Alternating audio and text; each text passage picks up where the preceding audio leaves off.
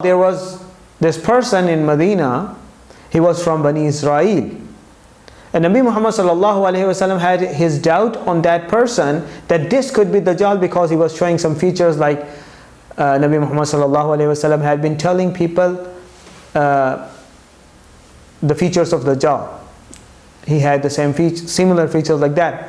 Allahu, Allahu, Allahu, Allah. This is hadith number 7386 of Sahih Muslim. And this hadith was narrated by Fatima bint Qais radiyallahu ta'ala anha. And she says that Nabi Muhammad sallallahu alayhi wasallam, after leading the salah, he set out.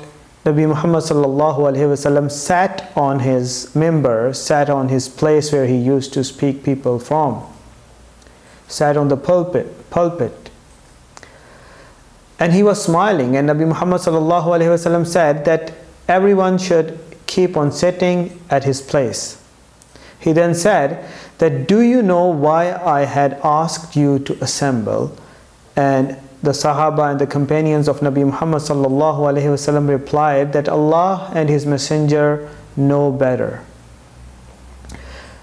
Nabi Muhammad sallallahu alaihi wasallam said that, by Allah, I have not made you assemble for exhortation or for a warning, but I have detained you, I have made you stop here for Tamim Ad-Dari, a Christian who came and accepted Islam and told me something which is in coincidence, which is in the agreement with what I was telling you about Dajjal. He narrated to me that he had sailed, that Nabi Muhammad sallallahu alaihi wasallam starts quoting Tamim Ad-Dari while he was sitting on his mimbar, that Tamim Ad-Dari came to Nabi Muhammad sallallahu alaihi wasallam and told that he sailed in a ship along with 30 men of Bani Lakham and Bani Judham, and had been tossed by waves in the ocean for a month. Then these waves took them near an island at the time of sunset. They sat in a small side boat and entered into that island.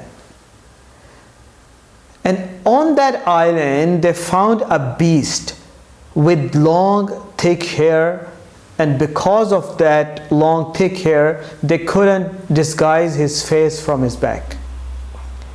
They asked that beast, woe to you, who can you be? Thereupon the beast replied that, I am a jassasa, I am al-jassasa. They said, what is al-jassasa?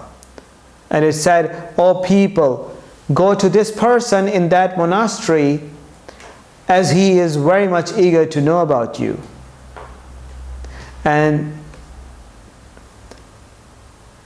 when it named a person, Tamim Ad-Dari says, when that creature, that beast, named a person, Tamim Ad-Dari says they were afraid, and that it could be a devil. But they hurriedly went on inside to the monastery till they came and found a very strong, solid person. But his hands were tied and his neck was tied with iron shackles. And there were chains around his legs up to his ankles. There were iron shackles between his legs up to his ankles. They asked that person that, woe to you, who are you? And he said, you would soon come to know about me, but tell me, who are you? Tamim Ad-Dari says that we said, we are the people from Arabia, and we embarked upon a boat, but the sea waves had been driving us for 1 month, and they brought us near to this island. We got into these side boats and entered this island, and here a beast met us with profusely thick hair, and because of the thickness of his hair, His face could not be distinguished from his back. We said, woe be to you. Who are you? Then they are telling this whole story to that person. And then that person replied that, tell me about the date palm trees of Baisan. We said, about what aspect of theirs do you seek information? He said, I ask you whether these trees bear fruit or not. We said, yes. Thereupon he asked, I think these would not bear fruits. There would be a time that these would not bear fruits. He said, inform me about the lake of Tiberia. We said, which aspect of it do you want to know? He said, is there water in it? They said, there is abundance of water in it.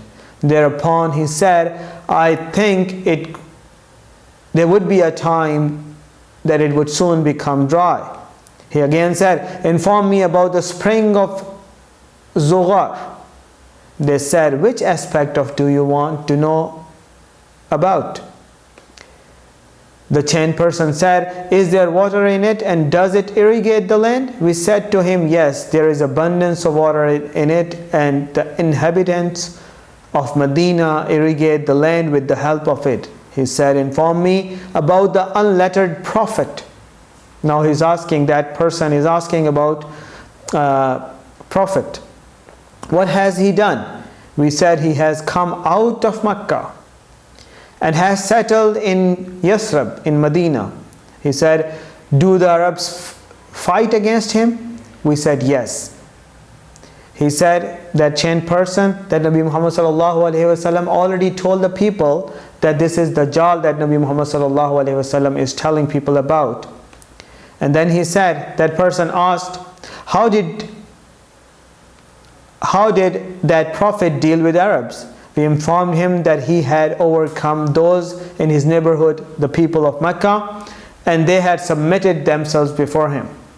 Thereupon he said to us, has it actually happened? We said yes.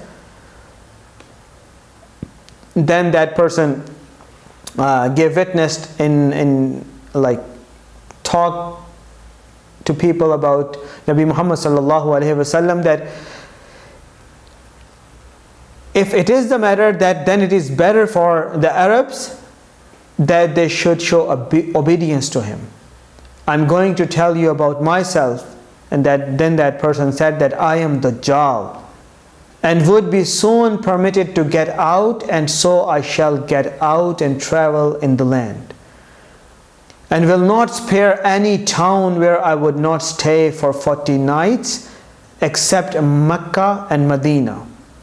And these two places are prohibited areas for me, and I would not make an attempt to enter any of these two.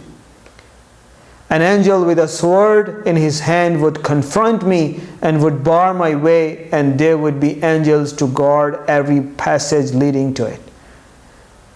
Then striking the pulpit with the help of the end of his staff, Nabi Muhammad sallallahu alaihi wasallam then said that this implies Taiba, meaning Medina, that place he was talking about. Have I not told you about the account of the Dajjal like this? The people said yes. This account narrated by Tamim Ad-Dari was, they accepted this fact that Nabi Muhammad sallallahu alaihi wasallam had told them about the same thing. This is the hadith through which people understand that they drive the meaning that Dajjal must be there for so long.